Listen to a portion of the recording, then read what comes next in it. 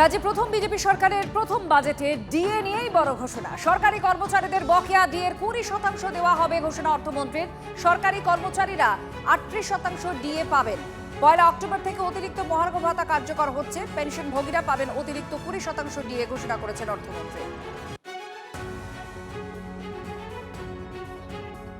রাজ্য সরকারি কর্মচারী, আধা সরকারি কর্মচারী, শিক্ষক ও অশিক্ষক কর্মীবৃন্দ সরকারের কাছে কাজ ও নীতি রূপায়ণে গুরুত্বপূর্ণ ভূমিকা পালন করেছে। এদের এই অবদানকে স্বীকৃতি দিতে আমরা ঘোষণা করছি যে বর্তমানে 18% মহার্ঘ ভাতা দিয়ে ওপর অতিরিক্ত 20% দিয়ে দেওয়া হবে। মোট ডিএ হার হবে 38%। পেনশন প্রাপ্যরা অতিরিক্ত 20% ডিএনএস রিলিফ পাবেন। এই ডিএনএস রিলিফের বৃদ্ধি 1 অক্টোবর 2026 থেকে কার্যকরী হবে। সরকারি কর্মচারীদের ইতিমধ্যে বকেয়া এরিয়া আমরা 20% ডিক্লেয়ার করে দিলাম, অক্টোবরে পেয়ে যাবেন, অক্টোবর থেকেই পেয়ে যাবেন।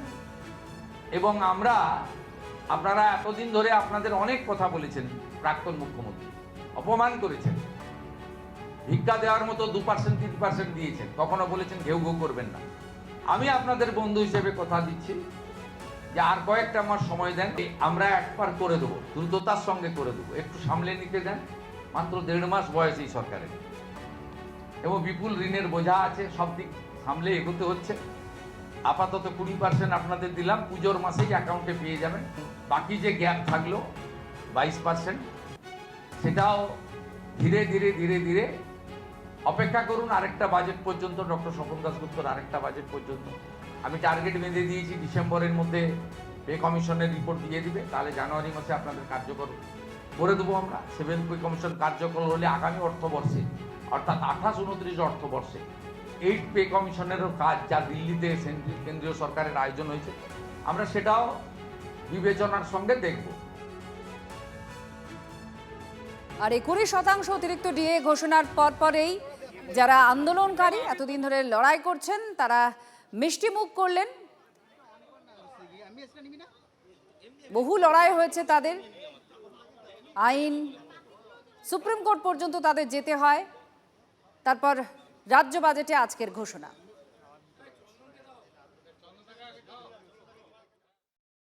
সমস্ত কিছু প্রতিকূলতাকে কাটিয়ে পশ্চিমবঙ্গের সরকারি কর্মচারীরা স্বাধীনতার পরে দল রাজনীতির বাইরে বেরিয়ে যে ঐক্যবদ্ধতা দেখালো, সেই ঐক্যবদ্ধতা আজকে তার একটা সফলতা পেল বলতে পারেন।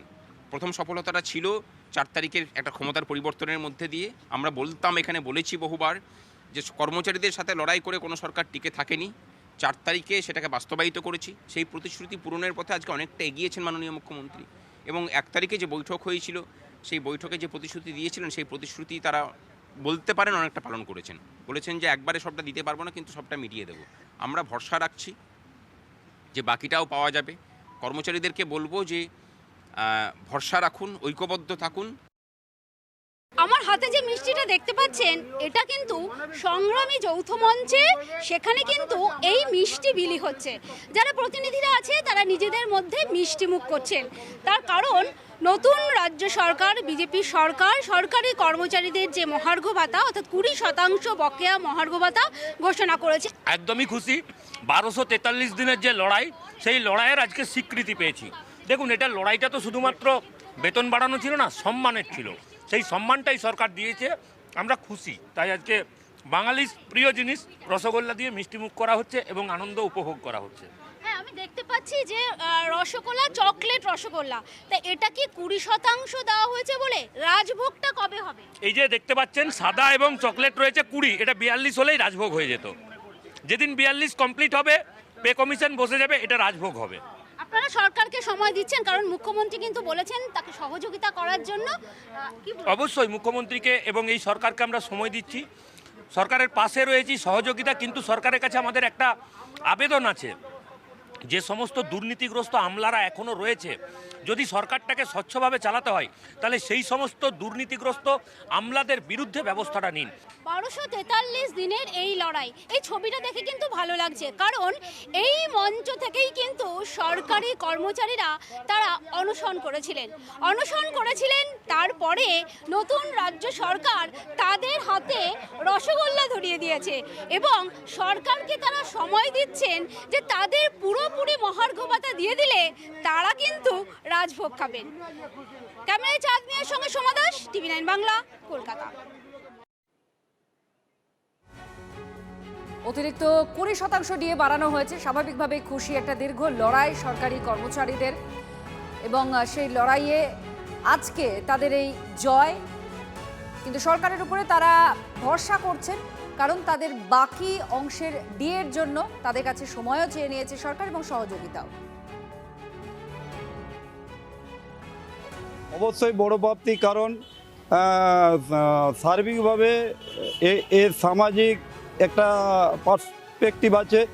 যখন কর্মচারীরা ন্যায্য ডিএ পাবে, তার উপরে বেস করে সামাজিক যে অর্থনীতি সেটাও রোটেট হয়, এটা অর্থনীতির সাথে একটা মূল কথা।